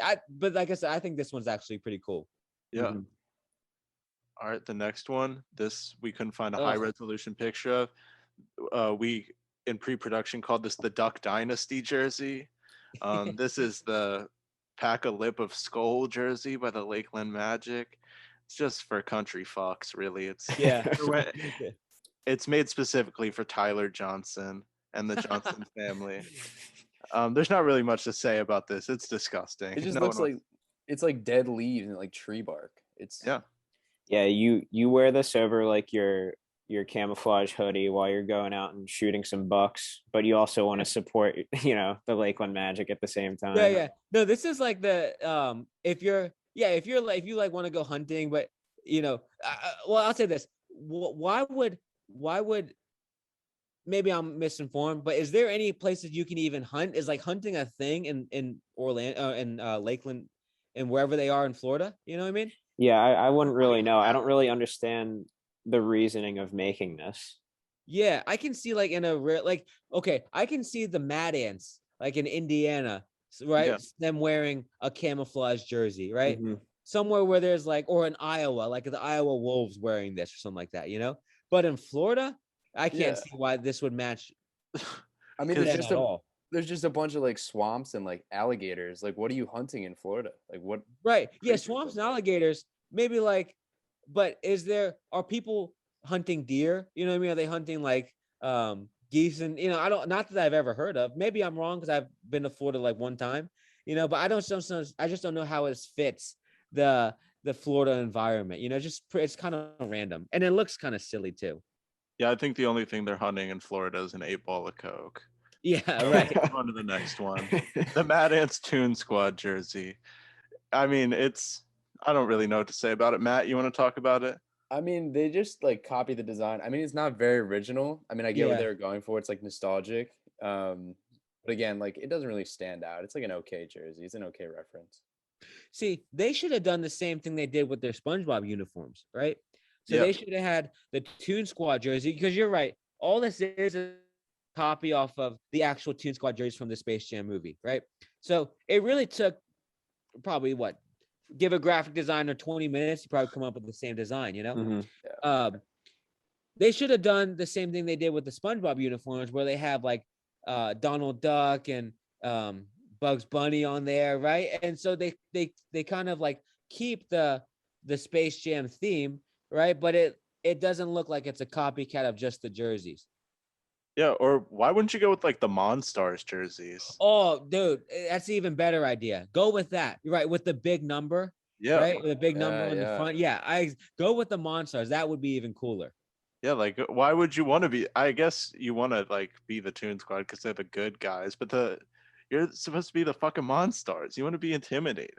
Yeah, yeah. I think it would actually be kind of cool if they did a Monstars versus Toon Squad game, right? Where Yeah.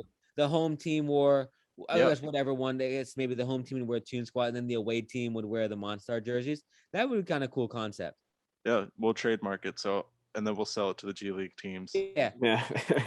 All right, now this is one that I had to do a little digging for, but this is one of the best ones, I think. The Stockton Asparagus.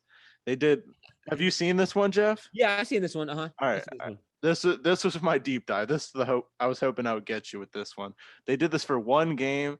I fucking hate asparagus. I think I'm a vegetarian. I don't even eat meat. This is the worst vegetable. As an expert, I'll tell you, asparagus, worst vegetable. Fucking gross. I can't believe they support asparagus like that. But apparently in Stockton, California, that's their number one export.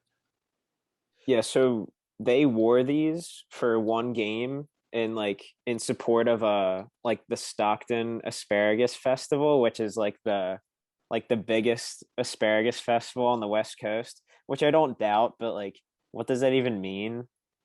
And I really don't like the design just in general. It's just a copy paste of a stock image of asparagus over a black and purple jersey. Well, my thing is like, why couldn't they just keep? You don't even see the team name on there, right? The asparagus. I says asparagus, but why couldn't you put that at the bottom? You know, maybe under Golden Bears or something along the lines. Like, it should say Kings right there, or at least Stockton. Yeah, Stockton And then Asparagus. my thing is, why not keep that same design throughout the entire jersey? Why is the middle all blank? It's just black. Yeah.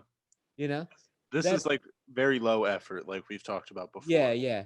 I think the concept would be cool. I kind of like the Joker colors of the green and purple, but yeah, keep it throughout the entire jersey. I don't know why it's just like, you're right. They just put a black box in the middle of the jersey and it covers up all the design. Yeah. And I do like the idea of having just like a stock image against like a black background. Like I like how that looks, like the green and the black, like you were saying, but I don't know, it just doesn't look right to me. And asparagus is an awful name. Yeah. Yeah, right.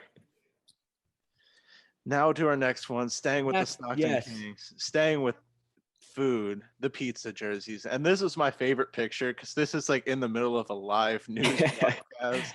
Someone is wearing this jersey. Jeff, I know you have a post on the GLeagueTV Instagram about this. So do you want to talk more about this one? Yeah, this is my favorite G League jersey of all time. Like, bar none, my favorite. Because the other ones, they have cool concepts, right? But I'm always like, they didn't nail it enough, right? They could have done this, they could have done that. If I'm thinking of a pizza jersey, this is exactly what I would want in a pizza jersey. Actual, just a screen print of actual cheesy pizza, you know? And out of all the jerseys, like the SpongeBob one was a little bit too. It's weird because I say the SpongeBob one was like a little bit too clownish, right? And with this one, it's like NBA, former NBA guys are running around the court with pizza, right, on their jerseys. But something about it is like funny, but it's also it's not too like as goofy as the SpongeBob ones where I look like a total clown. You know what I mean? Yeah. Something about this is like a mixture of like goofy, funny, a little bit clownish, right? But overall, it's like oh, it's kind of dope. Also, I actually talked to a couple of guys that were on the Stockton Kings that year, and they said that this jersey was like even them as players enjoyed wearing this jersey. Like when they saw these in the locker room and they saw he said they just started busting out laughing and they thought it was like actually cool as hell. And I've been looking for this jersey. So like Winyan Gabriel, he was on the team then. I remember messaging. I remember he commented on that post. Either he commented or he shared it or something like that. I remember commenting either it was on his messages or through the DMs or the messages like if you have your jersey, I will buy it from you because I really want that jersey out of any G League jersey. That's my favorite. Yeah. I'm with you. And like I just said a minute ago, I don't even eat meat and this fucking pepperoni pizza looks delicious. Oh yeah. And Oh, I'd yeah. be like the other one, like you were saying, I'd be embarrassed to put on those SpongeBob jerseys. I would be like what does my life come to? But I'd be happy to put these ones on. I would too. I don't know what it is like this sponge because you could make an argument this is kind of like just as goofy, but something about this, like I would actually be prideful in putting this on, whereas the SpongeBob one, the jersey I want to put on, but the shorts, I'd be, oh my God. But yeah, this one's is probably the dopest by far. And it's crazy, like when I posted this on my page, a lot of people hadn't seen this one.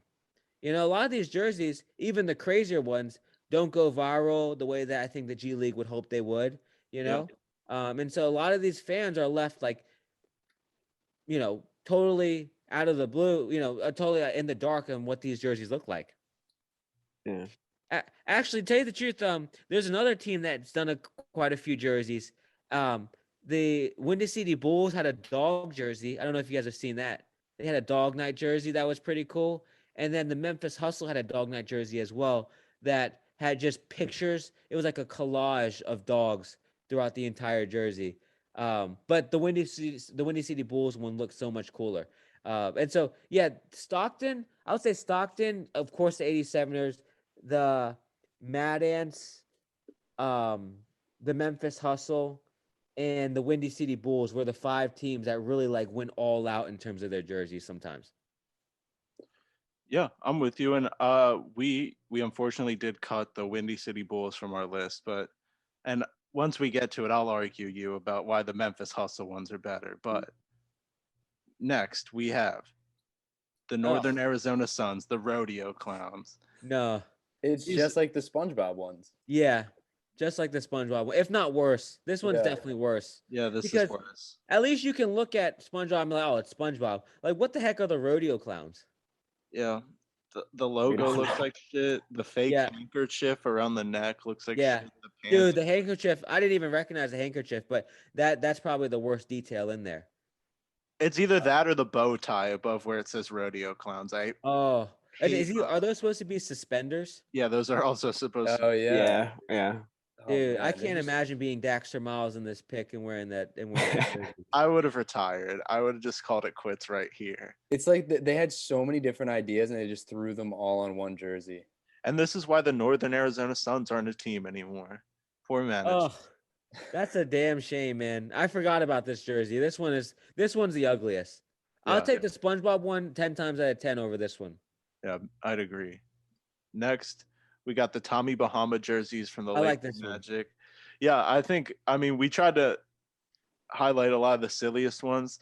This one just looks fucking good. Yeah, this one's just dope.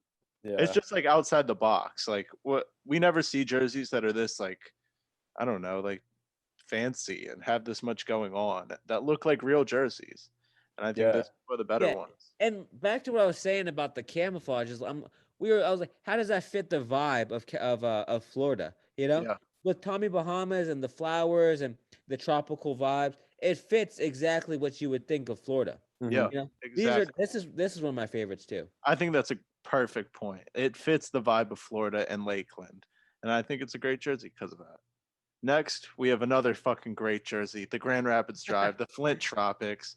I'm sure you knew this was on the list. This is just like one of the classic, like, I think it's perfect. You didn't have to do anything else. You there's nothing else you could have done. Everyone wanted to see this jersey. If you go on 2K and like create a team or like download a jersey, this always top 5 jerseys. Everyone wants to see this. So I think this was a great move by the Grand Rapids Drive. Yeah, these are like exactly like the Space Jam ones, but for some reason I like these more. Yeah. Well, the thing about the Space Jam ones and this, it's like I can see why Grand Rapids wanted to go with a Jackie Moon semi-pro theme because it took place in Flint, Michigan, Yeah. right? 'Cause they're the Flint Tropics. So Michigan, Grand Rapids drives Michigan. So the thing about that I didn't like about the Fort Wayne Mad Ants jersey is like, how does that relate to the Mad Ants? You know? Yeah. You're Because right. I can see the direct correlation between Grand Rapids and Flint Tropics, but I can't see the correlation between necessarily the Mad Ants and the and Space Jam. But then again, if you're gonna copy, that's what I'm saying. If you're gonna copy the jersey all out, then at least have a reason why. I don't think that the Mad Ants had a reason why they copied it directly, other than that they weren't creative enough in that aspect. Yeah. Mhm. I completely agree. Next, we have the Memphis Hustle. Oh, this one, yeah. This is, I just think, like, it's not a cool jersey. I'll be honest. It's dumb. It's so dumb. It's just people's dogs. But I think this one's way more fun than the Windy City Bulls one, which is just like dogs on the sides, kind of, and they kind of like peek Yeah. up. This I just feel like people send in their pictures of their dogs to the Memphis Hustle, and they just picked what they thought were the cutest ones. But I look right on under the 1 and 18 to see this really ugly bulldog with its tongue out. And that's the whole reason I like this jersey. Or this dog, this brown dog at the bottom, second to last row with just a giant tongue. Like, what kind of fucking jersey is this? This I would be so embarrassed to put on. I No, but couldn't that's even, why I like the Windy City Bulls one more, is because it still looks like a jersey with a few pictures of a couple dogs, right? yeah, So you get the best of both worlds. You still get taken seriously, but you still fulfill the need of having a dog themed, jersey. And so, because this one, in my opinion, is over. I mean, people probably paid to have their dog on the jersey, and that's why they put so many dogs on there. yeah, It's like the G League's not going to turn down. If you paid $300 to put your dog on the jersey, not going to turn down that money. But at the same time, I just think you got to think like it's just too much. And that's the problem with a lot of the G League jerseys. That it's like it's cool, but it's just a little bit too much. definitely. This Yeah. jersey is completely too much. It doesn't make for a good jersey, but at the same time, I just like can't be mad at it. Yeah, it looks like a quilt. Like it would Yeah. make a good quilt that if you're watching a movie on the on the sofa or something like that, but not a jersey. Yeah. Yeah. Next, we got another Lakeland Magic jersey. These are ugly Christmas sweater jerseys. I think these are, I mean, pretty ugly. Just as the name implies, they're pretty bad. The pants are kind of ugly Christmas sweater, but not really. They should have gone all out. And also, I know this probably would have been hard to do, but these should have been like actual like sweaters. This should have been a thick jersey. These- Had texture to it. Just Yeah, have they the should have players been- sweat their ass off. Yeah, they should have been drenched by the end of this game. Yeah, these ones are okay. I'm kind of in the middle about these ones. It's like if you're gonna have a jersey around Christmas time, I guess like the ugly Christmas sweater theme is probably one of the the more popular ones to have. I don't know. I don't love it. I don't even like it. But I don't hate it either. I just feel like whoever like the person who picks these jerseys or gives the ideas to the jerseys is like the same person who decides like what the theme of the frat party is. Like ugly Christmas sweater, camouflage, and what was the other? Oh, and Tommy Bahama. Those are definitely 3 frat party themes, and it's fucking Florida. Yeah. You know what they should have done was they should have the Christmas lights on the side of the jerseys. They should have They should have made them light up. Light up. Oh yeah. Yeah. That would be awesome. I guess it wouldn't bode well if the player was sweating and then they got electrocuted, but Short circuits. it'd be Publicity's cool as good hell to publicity. see their jerseys light up. Yeah, and if anyone got shocked, that'd be a big news story for the G League. It'd be good publicity for the G League and my page, maybe, Yeah, definitely. You'd have a nice little post. All right, next we have the Erie Bayhawks, the now defunct Erie Bayhawks. Yeah. One game, they were the pepperoni balls. Should we just not say anything about this Yeah, one? let's just move past this one. We don't have to talk about it. The funny thing is that guy right there, Craig Sword, texted me 2 days ago to make him a highlight reel. Really? Oh wow. Yeah, so Craig, he's another good player, played in TBT. He was on Walt Lemon's team that made the championship game. But yeah, Craig's a good guy. The problem with the pepperoni jerseys is like it has this. First off, is that even a pepperoni? That didn't even look like a pepperoni. I don't know what that is. Sausage. The pepperoni ball, I think like the a- mouth is pepperoni. Yeah, it's like a ball of dough, maybe. Yeah, and I think Oh, the mouth is maybe. pepperoni. But my thing is, like, it's just weird. I don't even know what it didn't even look like a pepperoni ball. I don't even know what the heck a pepperoni ball is. Also, you should never put balls on a jersey. Yeah, you shouldn't. You shouldn't. Yeah, and they could have done something with the background. It's just plain white. Like they did nothing. No, to- they could have. They could have just a better overall design. Like I don't. It's hard to tell with the pepperoni balls and then the number and then the logo at the bottom. It's hard to tell actually what it is. You know, Yeah. like I'm looking at the jersey and I'm looking at a still frame picture of it, and I still can't tell what it is. Let alone if someone's moving and they're sweating and you know what I mean. And if you find any highlights of him in the pepperoni balls jerseys, let us know. I want to see him. I want to see him in action. Okay. These Next- ones are dope. Yeah, next we have the stock. Oh, they're not the Stockton Kings. I forgot to change it. The Reno Bighorns. Yeah, Reno Yoda Bighorns. jerseys. That was my fault, everybody. But yeah, they're the Yoda jerseys. They're, I mean, what's to say? I wish the pants were better, like in a lot of these. But I love the font. They went with the Star Wars font. That was what all these Star Wars jerseys needed. And the Stockton Kings jersey that didn't make the cut is the Star Wars where it looks like they're jumping to hyperspace. Have you seen Oh those? yeah. Yeah, those needed this fucking font, but they did it on the Yoda jerseys. They're awesome. It's Yoda. They're green. I like that color on a jersey. Well, the thing about this jersey that I like is like I think them having Yoda on the front, it goes back to what I was saying about the Mad Ants having Chucky on the front of the jersey, right? Yeah. Or, the Mad Ants, what they did their cooler one was the SpongeBob one. I liked how they had SpongeBob on the jersey or Patrick on the jersey, Yeah. So, in my opinion, this is actually one of the cooler ones. I think the shorts match fine. Because they still have some texture on it, but Yeah. it's not like totally plain like it was with the R2D2 jerseys. And like who said it? Was it Michael or was it Matt that you guys said it looks like they're in Halloween costumes? So yeah, I said the thing about Halloween.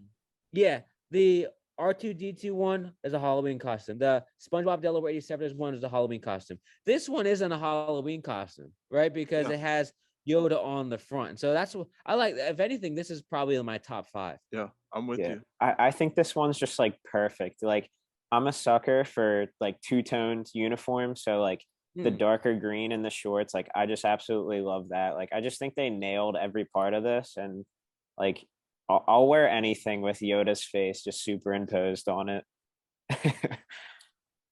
Yeah, I like this one. This is my top. I would say my top 5 are like. Is this the last one? No, we have 2 Oh more. no! Oh geez. Oh yeah. This Let's one just can be move into skipped. it. Yeah. And the hard part about this is they have like 4 or 5 different corn jerseys. And I would implore anyone listening or watching to go look up the rest of their corn jerseys. There's one with much smaller kernels. Yeah. There's one with corn stalks on it. There's one yellow jersey with like the corn stalks on it, like all over. But we had to go with this one. Yeah, This is the most ridiculous. This one is somehow the best too, out of all their other like scrap designs. Yeah. And it's for the Sioux Falls Skyforce, which this was one of the questions I had written down, but I think this is the most ridiculous name for a G League team. They have all these ridiculous names, and do you know how they got their name? It's a fun story. How the Skyforce got their name? Yeah. I'm not sure. They did a poll to all their fans, and the 2 leading results were Sky and Force, so they just combined them. Oh, really? I didn't know that. Yeah, Well, that's that it. must have been like in the 90s because before they were in the G League, they were part of the CBA, the Continental Basketball Association. Yeah, it was It's like a- when they were first getting incepted. Okay. they did a poll around Sioux Falls, and they just combined the top 2 results, which I think is just incredibly lazy. But they have a corn sponsor apparently, so they have 4 corn jerseys, and oh god, this is it. Does anyone have any thoughts on this? I would say the only thing I do like about this is that like you literally look like a piece of corn. Like I feel like this is the best one because it's like it's not just, you know, like clip art of just, you know, just like illustrator drawn just like stalks or just like little like yellow balls that are supposed to look like corn kernels. Like this actually looks like a person like wearing like a Halloween costume, like we said earlier, of like a stalk of corn. And I kind of like that, but like I think I'm giving it a little too much credit at the same time, honestly. I'm not gonna. Oh, go ahead, Jeff. Oh, I was gonna say, I'm not gonna lie. Like looking at the jersey just by itself, it looks like it sucks. But when they were wearing it, it didn't look half bad. Mm-hmm. You know. Then again, the Skyforce have the worst court in the G League. Just I don't know if you guys have ever seen a Skyforce game, but they have the worst court by far. It's just so dark, and then the arena is like just brown everywhere. It's just the ugliest court in the world. So to tell you the truth, the ugliest thing in that game wasn't the jerseys. It was that stupid court they play on. I'm having a hard time believing that. Yeah, I'm gonna have to. Yeah, you guys should look. If you just go on Google or go on YouTube and just type in like Skyforce highlights, and if it's a home game, you'll see how bad their court is. Yeah, I'm excited. I'm going to do that right after the podcast. And I believe this is our last jersey, a last Stockton Kings one, the Super Mario jerseys. I can't even believe this is a real thing, if I'm being honest. Who is that in the picture? Is that just a like generic basketball player? Or is that supposed to be someone on the team? No, I think it's just a generic player. Oh, okay. And then like the Golden Bear Insurance Company ad completely fucks it up. Yeah, that makes it look so weird. I think the little 24 on the block down there, like underneath the Golden Bear, is weird. Why is there 24? And how'd they get 2 different ads on their same jersey? The Collins Electrical Company and the Golden Bear Insurance. Like why not just leave one off for the sake of the jersey? Yeah. No, I'm not saying. I think that, you know, hey, listen, Stockton Kings, get your money, right? So you know it's good for you guys to have the advertisements on the jerseys. But you're totally right. The Golden Bear Insurance Company, not only the text, but the bear itself it's just so misplaced on that jersey, right? They should have just moved it down past the player and past the 24, right? Towards the bottom. And now I guess maybe they're worried about what you guys were saying before about it getting cut off when you tucked in your jersey, you know? Yeah. I have a feeling that the 87ers weren't thinking about that when they put the last names on the bottom, but it just looks so misplaced, and they could have changed the text so that it matches the Kings text. You know what I mean? Mm-hmm. Yeah. Look at the Kings text there, or look at the 37. Having they have 4 different types of text on this jersey, right? Yeah. They have the E. Collins text, they have the Kings text, they have the 37 text, and they have the Golden Bears Insurance Company text. It's just so all over the place. And Yeah. and the words Golden Bear and Insurance Company are 2 different kinds. Dude, they have 5 different texts. Actually 6 if you want to include the 24 at the bottom. Oh yeah, that's a good point. And I completely agree. They should have made the number look like the Kings. That would have been fucking cool if they made it like digital looking. Yeah. I do like the concept. I like the 8-bit concept. I Yeah, feel me like they could have done it so much better. Yeah. But I think the jersey's cool looking if you take out the 2 ads. Yeah, I think the concept's really great, but they didn't stick to the theme of the jersey, which is like a Super Mario / like 8-bit, you know, video game. Right. They should have had, instead of the player. Now the player does look a little bit cool, but they should have had like Luigi jumping from the cloud over to the brick or something like that, you know? Yeah, and maybe he's dunking a basketball or Maybe, something. yeah, right. You know? Or a mushroom. Exactly. Maybe he's dunking the basketball, not this random Stockton Kings player. And Yeah. it's kind of weird that they have this jersey and then the Stockton Kings player is wearing a different jersey. You know what I mean? Like, Yeah. Yeah. it's just so all over the place. I do like the theme. I think the theme was actually kind of cool, but the stuff is it's just so cluttered in the middle, and there's so many things going on that it's hard for me to like pay attention to one thing. And then with the 5 different, or is it 6 different? 1, 2, 3, 4, 5, 6 different types of text, right? It's just so like I was saying before, I have a feeling that nowadays this could maybe have been approved in like 2018, 19. But nowadays, I think that someone in the league would have been like, we need to fix this up. We need to change this before we actually approve these jerseys. Yeah, I agree. And that's our last one. So now we'll move on to the actual tier list itself, as it takes forever. All right, so we have 6 levels we could put them in. We're going to start with the pink Power Ranger jerseys. Does anyone have an opinion early on? Well, what's S? All right, so have you never did one of these before? I should have explained it. That's my fault.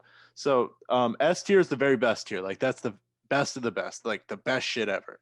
Okay. A tier is like great. B tier is good. C, I mean, you can figure it out. F fucking sucks though. All the ones you hate go to F.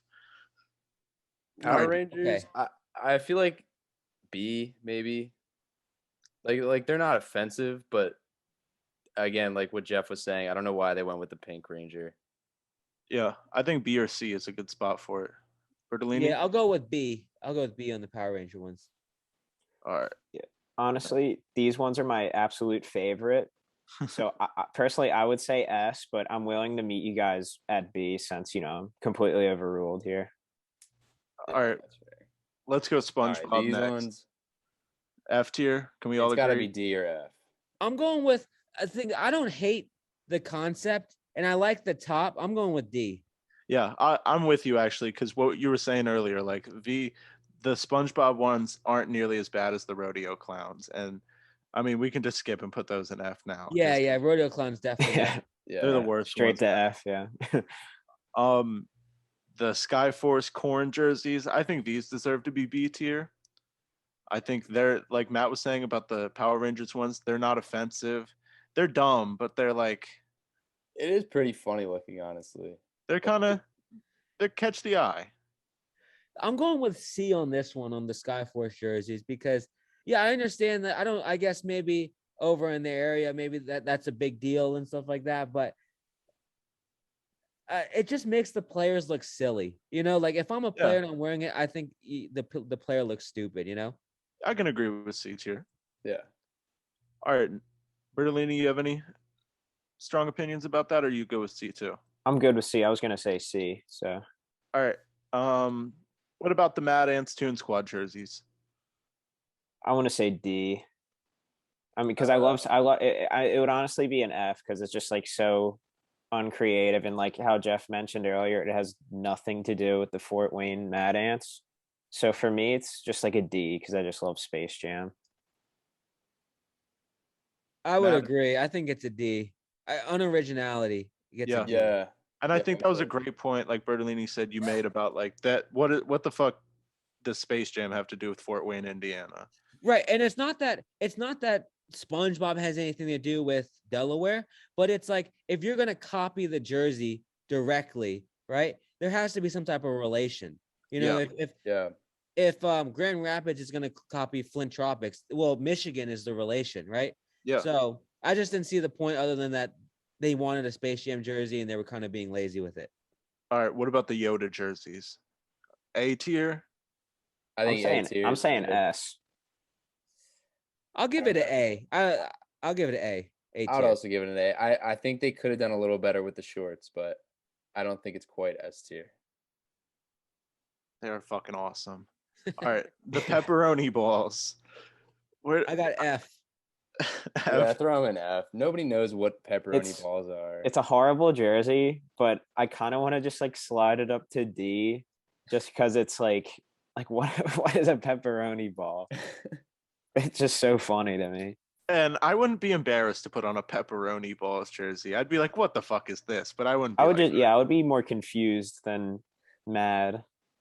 But I can firmly seat them in F. I'm okay with that. Yeah, I agree. Now, what about the Mad Ants Grateful Dead jerseys? I think these deserve to be in B tier. Yeah, I would say I think B. they're A or I think B B. is fair. Yeah.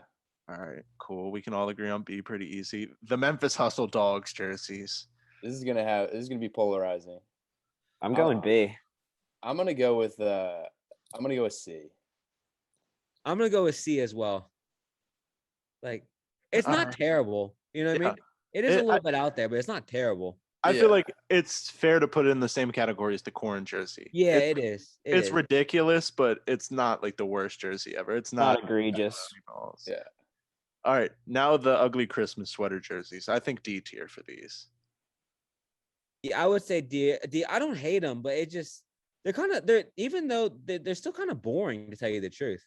Yeah. Yeah. Like, they're not even really all that fun. I guess ugly Christmas sweaters, you can only get so fun with that, but they should have done something where, like, I guess the light up thing might be a little bit too much of a stretch, but yeah, the shorts should have matched the top of the jersey. I think that's the overall arching theme with a lot of these G League jerseys, is that the shorts don't always match, right?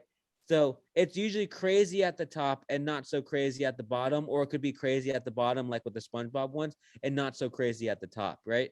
And it's like there's not enough balance in between them. Yeah. And I'm shocked there hasn't been like a Santa Claus jersey around Christmas time. Yeah, you're right. You're right. Like, I think that would be so easy to pull off. Yeah, maybe let's just reach out to all the teams and try and sell it to someone. The 905, maybe they've read. Yeah. We'll see. All right, next we got Jeff, one of your favorites. Yeah. The Mad Ants SpongeBob ones. I think these are A or S tier. That's an S. That's an S for me. An S. Ooh, Parolo and Bertolini. I'm not mad at the S. I think it's a clever design. Like, the shorts to the jersey is like a nice transition. So I'm not mad at it. Yeah, I would go A because it is like great and it is a really good design, and I actually think, like, color scheme wise, it's one of the best, but I don't know if it's like the best. See, that's where I kind of agree with you. I really like it, but it's really the shorts that win me over, though, if I'm being honest. The shorts are really good. That's what pushes it into S tier for me, just because, like you were saying earlier, it looks like a real scene from SpongeBob. Yeah, it does. It does. So I'm cool putting them in S. Let's jump to the Kings now. The Super Mario jerseys. Anyone have a big opinion on these? I think D. Ooh, I D. like the concept. They Yeah, pulled it off terribly, but I think the concept's pretty cool. I think and for I can see D, but I would say C for mine. Yeah, that's what because I was thinking too. I would still wear it over anything that we have in D right now. good point. Yeah. Matt, Yeah, you I C? guess I'll go C. Yeah, These really yeah. didn't get enough like care and like time and like love put into them. And they have like Jeff just said, they have the right message, the right idea, but just needed some more love. Yeah. All right, now the Asparagus. I think these. That gets an F. That's that's an an F. I think it's an F all around. F. You want to slot these as an instant F too? Yeah, that's an F for me too. Yeah. I want to say D, but I'm fine Actually, with you know F what? also. You know what? The concept is cool. The top of the jersey is okay. It's that the shorts and then and the layout of the jersey is what irks me. It looks like somebody's dad who cut the sleeves off their shirt. No, it does, right? They took an actual T-shirt and just cut the sleeves off. Yeah, like a T-shirt somebody's dad bought at fucking Disney World, or like not even Disney World, like the Disney store in the mall. Dude, the fact that they put the last name at the bottom when there's all that white space at the top is just beyond me. And I didn't even notice before we started recording, like the logo on the shoulder. That's just egregious. Yeah, the logo's terrible. Yeah, I think the only thing putting it in D is the concept. Like, I think the front of the jersey is pretty cool, but everything else, like the layout, the name, is just terrible. So Yeah, they had so much potential. Yeah, I'm with you. Next, I think we can all agree S tier, Stockton Kings, pizza. Yeah, automatic. Yeah, S. I think S tier. these are the best. I know I said the Power Rangers were the best, but I think the pizza's the best. It's just so clean. It looks so exciting. I would love to put those on. What about the Tommy Bahama jerseys? How do we feel about these? I'm going S. Yeah, those are probably my favorites. That's something I would definitely like buy if they sold them. Like I could Yeah. see Yeah, same, the same. Orlando Magic wearing that jersey and people like buying that jersey. Yeah, I'm with you. Yeah, A or S definitely, because they're not really like outside of the box, but it's just a great jersey. Yeah. Yeah, Yeah, I'm with you. All right, we only have 4 more left. Let's go the Ninja Turtles jerseys. How do we feel about these? I want to I'm say saying A. B. I just think these are like actually really well done. I don't know if you guys are in the same boat with me, but I would go A just because I just think they pulled it off.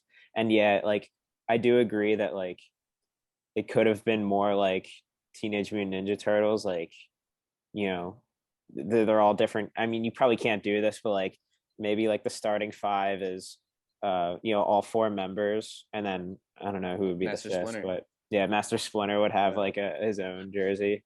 The That'd rat be cool. jersey. Like having like their faces somewhere on the jersey would be cool. So that's holding it back, but yeah, I'm gonna stick with A. But yeah, I think it's B tier. I think it's the right idea. I wish the shorts were better, and I don't know. I wish they were better. Yeah, I'm going with B tier too.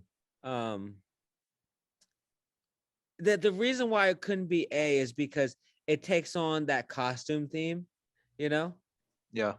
Yeah. And so I mean it's a great jersey. I still like the jersey. I think it's a B though, in my Yeah. opinion. I'm with you, Matt. Yeah, I think B is a good spot. All right, cool. Now these Those are ugly F. fucking Magic Those jerseys. have Yeah, to be yeah, straight into F. the Lakeland Magic aren't. They got one good jersey. The Flint Tropics jerseys. I think these are A or S tier. I'd be fine not putting them in S tier, but I love them. In my opinion, I think they're A because they'd be S if it was their own original design. I'm not knocking them because I know that the Michigan theme, but because it's not their original design, I'll still put it in A, but not it couldn't be S. Also, I think, and I know they wouldn't do this, but if they had actually put Flint Tropics on the jerseys, I think that would have bumped it into S tier. Then I it would think- just be Just a weird. complete swipe. Yeah, just like go full in on it. Don't You know like. what they should have done? They should have gone Flint Tropics, and then on the back they should have said like Moon, Coffee Oh, Black, Yeah, Titus. Yeah. that would have been. Woody Harrelson. What was his character's name? Oh fuck! God damn it! I know it. Monix. Ed Monix, right? So that would have been funny is if they took on the identity of the players for that game. Yeah, and also they should have flown Will Ferrell out and had him like start. They should have. I think that game they had Ben. I think that game they had Ben Wallace there. That's Really? good enough. Yeah. Just get a wig. Have Ben Wallace fight a bear at halftime. Yeah, right. All right, so A tier for these, and then the Chucky Finster jerseys. Those are our last jerseys. Where do we want to put these, Jeff? I'll let you lead it off. I got the Chucky Finchers as a C because I think the concept is cool. They should have had Chucky's face on there the way they did with the Yoda jerseys, the way the Bighorns did with the Yoda jerseys. It's like I said, I'm looking at the picture right now, and if I never watched Rugrats, I wouldn't know what it's from. You know, it doesn't say Rugrats, it doesn't say Chucky on it, and so I don't hate the jersey. I like the shorts. I would just go with C. It's not as bad as the SpongeBob jerseys or the RTD2 jerseys, but it's not as good as the Teenage Mutant Ninja Turtle jerseys or the Power Ranger jerseys as well. Yeah, I'm with you. And like you said, like if you had never seen Rugrats, I just think these were ugly jerseys. Yeah, exactly. All right, so C tier, and then that's all of them. Now we can save and download, and I'm happy with that list. I think it's It's a good list. Yeah. yeah, I think we solidly rated them. I agree. I think it's a good What's list. crazy is that someone came up with the Pepperoni Balls jerseys, the Spare Guys jerseys. What was the Northern Arizona Suns jerseys again? The rodeo The clowns. The Rodeo Clowns. Yeah. Yeah. Is that someone came up with those jerseys and said, "Oh, these really bang." You know what I mean? Like, Yeah. They handed it to their boss. yeah. And they got the Someone okay. came up with somehow. that design and said, "Oh my God, this is it. This is Yeah. the one." You know? They had like- to look somebody in their face and say, like, this is my idea. Exactly. And it was probably multiple people. They both looked at each other and said, "Oh my God, now this is dope." Right. And so I kind of feel bad for those people. I know times have changed and styles have changed too, but you would have thought that someone with the 87ers would have been like, nope, name at the top. Why is all this blank space here? You know, Mhm. why is the G League logo so high up on the shoulder? Why are the shoulders? Why is the cut look that weird? Because it didn't look that way for the other jerseys. You know what I'm saying? Like, but for whatever reason, these questions weren't asked. I think that goes into like the growth of the G League too. Is that the G League is still like fairly young, you know what I mean? And so they're going to make certain mistakes here and there. But if we looked at the league maybe 10 years from now, I bet you they look at back at some of their products and laugh. Yeah. Yeah, I feel like they're going to start to take themselves more seriously, and we're not really going to get stuff like this anymore. So we really just have to like enjoy it while it's here. So Exactly.